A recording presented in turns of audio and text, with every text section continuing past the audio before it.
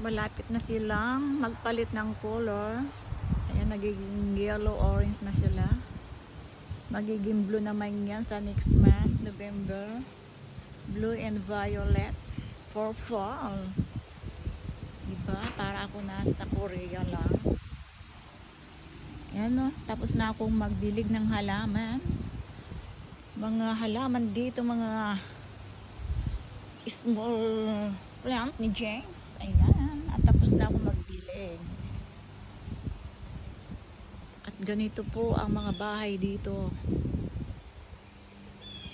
Iisa ang kulay. Kaya kung nandito kayo, malulungkot kayo sa kulay ng house dito dahil kayo ng mga kulay sad, kulay malungkot. Kaya ang lola nyo, pawalis-walis, pa-clean-clean na lang dahil siyempre para malibang ang lola nyo, para hindi naiinip.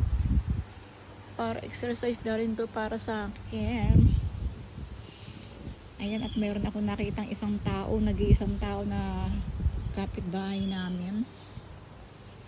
Si Thomas daw yan. Kapangalan dati ng aking show. Ng aking manliligaw na si Thomas. Siya dead na siya now.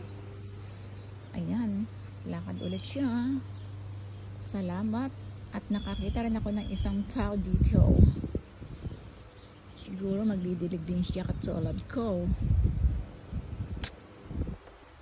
Okay, bye-bye guys.